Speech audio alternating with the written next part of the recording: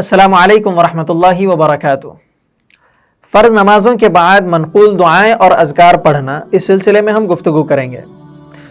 اکثر حضرات کو یہ جاننا ہوتا ہے کہ فرض نمازوں کے بعد ہمیں کیا پڑھنا چاہیے۔ بعض حضرات یہ بھی پوچھتے ہیں کیا ہم فرض نمازوں کے بعد فوراً سنتوں کے لیے کھڑے ہو جائیں۔ یہ اہم مسئلہ ہے، آئیے اس بارے میں ہم جانتے ہیں۔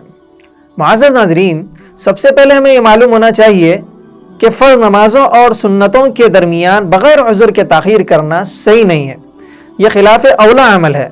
فقہائے کرام نے اس کو مکروہ تنزیہی بتلایا ہے۔ اس لیے بہتر یہ ہے کہ ہم فرض نمازوں کے بعد فوراً سنتوں کے پڑھنے کے لیے کھڑے ہو جائیں۔ ہاں، اگر فرض نمازوں کے بعد ہمیں دعائیں پڑھنی ہیں، وہ دعائیں جو آپ علیہ الصلاۃ والسلام سے منقول ہیں، ثابت ہیں احادیث مبارکہ میں، ان میں بعض دعائیں چھوٹی بھی ہیں، بعض دعائیں بڑی بھی ہیں۔ ہمیں کون سی دعا کب پڑھنی چاہیے، اس میں تفصیل ہے۔ تفصیل یہ ہے کہ جن نمازوں کے بعد سنت مؤکدہ پڑھنا ہے، ان نمازوں میں اللہم انت السلام ومنک السلام تبارکت یا ذا الجلال والاکرام، یہ دعا، یا پھر اس دعا کی مقدار اور اس کی لینتھ کے ساتھ جو بھی دعا میچ ہوتی ہے وہ دعا ہم پڑھ سکتے ہیں۔ اس دعا کی مقدار اور اس کی لینتھ سے زیادہ جو بھی دعا ہو جائے، یا پھر اس سے لمبے جو اذکار وغیرہ ہوتے ہیں وہ نہیں پڑھ سکتے۔ ایسا کرنا بہتر نہیں ہے۔ بہتر یہ ہے کہ فرض نمازوں کے بعد فوراً ہم سنتوں کے لیے کھڑے ہو جائیں۔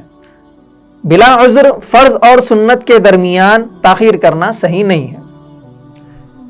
ہمیں اگر سنت مؤکدہ پڑھنے کے بعد خیال آیا کہ ہم جو دعائیں ہیں وہ پڑھنا چاہ رہے ہیں، منقول دعائیں، اس وقت ہم سنتوں کے پڑھنے کے بعد دعا پڑھ سکتے ہیں۔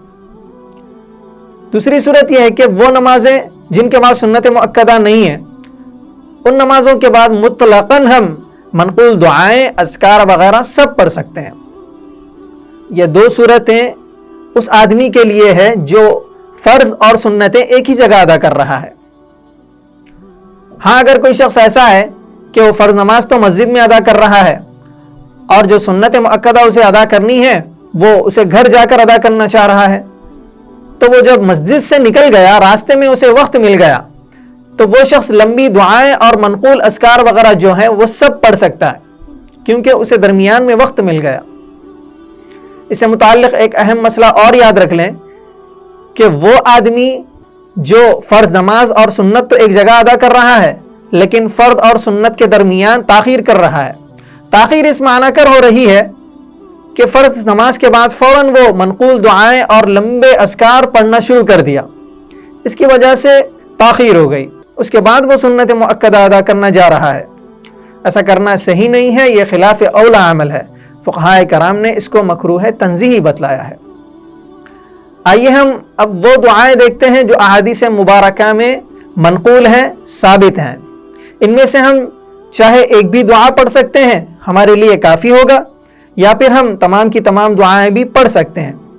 آئیے ہم وہ دعائیں دیکھتے ہیں۔ پہلی دعا یہ ہے سبحان اللہ 33 مرتبہ، الحمدللہ 33 مرتبہ، اللہ اکبر 34 مرتبہ۔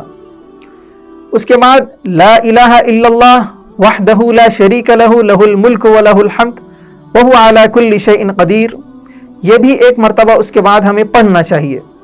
یہ دعا مسلم شریف جلد نمبر 1 صفحہ نمبر 418 میں منقول ہے۔ دوسری دعا اللہ اکبر استغفر اللہ استغفر اللہ استغفر اللہ، اللہم انت السلام ومنک السلام تبارکت یا ذا الجلال والاکرام، یہ بھی ہم ایک مرتبہ پڑھ سکتے ہیں۔ یہ صحیح مسلم جلد نمبر 1 صفحہ نمبر 414 میں منقول ہے۔ تیسری دعا یہ ہے کہ ہم 10 مرتبہ سورہ اخلاص پڑھ لیں۔ اس کی فضیلت بتلائی گئی ہے۔ پہلی فضیلت تو یہ کہ انسان جس دروازے سے چاہے جنت میں داخل ہو جائے گا۔ نمبر 2، جس حور سے چاہے اس کا نکاح ہوگا۔ یہ تفسیر ابن کثیر جلد نمبر 6 صفحہ نمبر 495 میں منقول ہے۔ چوتھی دعا لا الہ الا اللہ وحدہ لا شریک لہ لہ الملک ولہ الحمد وہو علی کل شیء قدیر، اللہم لا مانع لما اعطیت ولا معطی لما منعت ولا ينفع ذا الجد منک الجد، یہ بھی ہم ایک مرتبہ پڑھ سکتے ہیں۔ یہ دعا بخاری شریف جلد نمبر 1 صفحہ نمبر 168 میں منقول ہے۔ پانچویں دعا یہ ہے اللہم اعنی علی ذکرک و شکرک و حسن عبادتک، یہ بھی ہم ایک مرتبہ پڑھ سکتے ہیں۔ یہ ابو داؤد شریف جلد نمبر 2 صفحہ نمبر 86 میں منقول ہے۔ چھٹی دعا یہ ہے، آیت الکرسی ایک مرتبہ ہم پڑھ سکتے ہیں، مکمل آیت الکرسی۔ اس کی فضیلت بتلائی گئی ہے، مرتے ہی ہمیں جنت میں داخلہ نصیب ہوگا۔ دوسری فضیلت یہ بتلائی گئی ہے کہ دوسری نماز کا وقت آنے تک اللہ رب العزت اس شخص کی حفاظت کریں گے۔ یہ شعب الایمان جلد نمبر 4 صفحہ نمبر 57 میں منقول ہے۔ ساتویں دعا یہ ہے، لا الہ الا اللہ وحدہ لا شریک لہ لہ الملک ولہ الحمد وہو علی کل شیء قدیر لا حول ولا قوة الا باللہ لا الہ الا اللہ ولا نعبد الا ایاہ لہ النعمہ ولہ الفضل ولہ الثناء الحسن لا الہ الا اللہ مخلصین لہ الدین ولو کرہ الکافرون۔ یہ بھی دعا ہم ایک مرتبہ پڑھ سکتے ہیں۔ یہ دعا مسلم شریف جلد نمبر 1 صفحہ نمبر 415 میں منقول ہے۔ اس کے بعد اور دو دعائیں ہیں، اللہم انی اعوذ بک من الجبن واعوذ بک من البخل واعوذ بک من ارذل العمر واعوذ بک من فتنۃ الدنیا وعذاب القبر۔ یہ بھی ہم ایک مرتبہ پڑھ سکتے ہیں۔ یہ ترمذی شریف جلد نمبر 5 صفحہ نمبر 562 میں منقول ہے۔ اخیر جو دعا ہے وہ بھی ہم ایک مرتبہ اپنے داہنے ہاتھ کو ماتھے پر رکھ کر ایک مرتبہ پڑھ سکتے ہیں، اشہد ان لا الہ الا هو الرحمن الرحیم اللہم اذہب عنی الہم والحزن۔ یہ دعا عمل اليوم واللیلہ میں صفحہ نمبر 101 میں منقول ہے۔ یہ جو دعائیں بتلائی گئی ہیں اس میں سے آپ اگر ایک بھی دعا پڑھ لے تو آپ کے لیے کافی ہوگا، اور اگر آپ پوری دعائیں پڑھنا چاہیں تو ساتھ میں پوری دعائیں بھی آپ پڑھ سکتے ہیں۔ اللہ رب العزت ہم تمام کو عمل کی توفیق عطا فرمائے، آمین یا رب العالمین۔